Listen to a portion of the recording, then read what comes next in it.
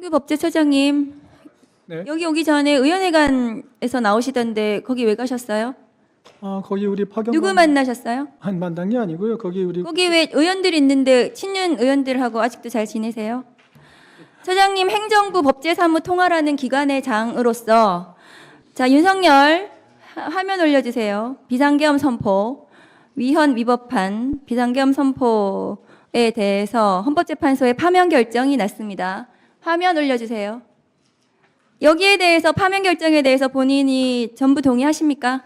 네, 헌법재판소에서 결정난 것에 대해서 뭐 인정하고 헌법재판소는 피청구인 윤석열의 위헌 위법 행위는 국민의 신임을 배반한 것으로 헌법 수호의 관점에서 용납될 수 없는 중대한 법 위반 행위에 해당한다.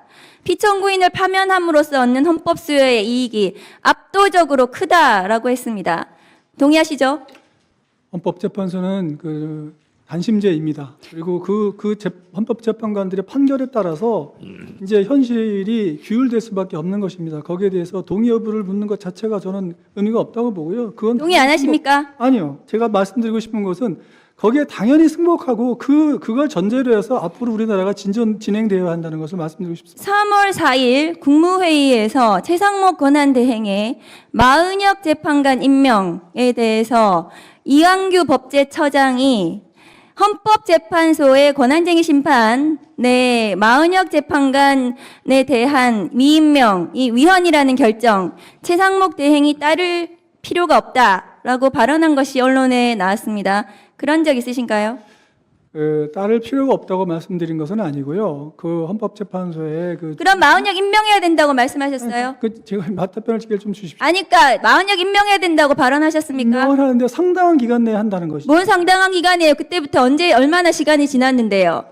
헌법재판소에서 위헌 결정이 났는데도 불구하고 뭔 상당한 기간입니까? 임명을 하면 되는 거지. 그래서 본인이 헌법재판관으로서 위헌 결정에 대해서 헌법재판소의 위헌 결정에 대해서 최상목 대행에 대해서 제대로 보자도 못하면서 그리고 본인의 40년 친구 윤석열의 징계 소송의 대리인으로 해준 보훈으로 법제처장 하시면서 윤석열 정부의 법제를 본인이 보좌하셨는데 저렇게 내란 행위를 저질렀습니다. 본인은 책임 없으시다고 생각하나요? 의원님, 의원님께서 질의하시는 제대로 보좌하지. 제 질문의 취지를 얘기하지 마시고 답변을 하세요. 하겠습니다. 취지를 답변을 하시라고요. 취지를 묻는 게 아닙니다. 근데 의원님, 그런데 개인적으로 본인이 대통령을 제대로 보좌하지 않은 것에 대해서 책임을 지고 본인이 사퇴할 생각 없습니까? 법제처장. 의원님, 그리고 헌법재판관 지명에 대해서 고사할 생각 없습니까? 본인 후보자도 아닙니다. 제가 아까 말씀드렸지 않습니까? 고사를 하는 게 맞습니다. 본인의 친구, 법제처장으로서 윤석열을 제대로 보좌하지 않은 그 책임을 지고 헌법재판관 고사하고 법제처장 사퇴하는 것이 맞습니다. PPT 올려주세요.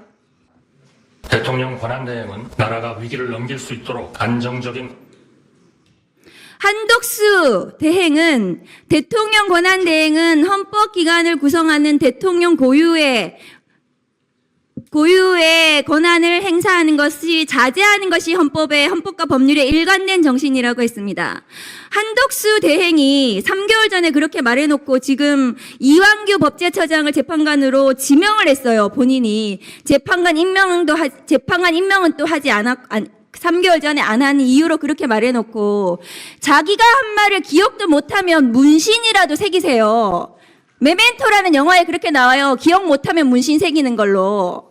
한덕수 권한대행의 저 내로남불 발언, 재판관 지명 위헌이라고 생각하지 않습니까?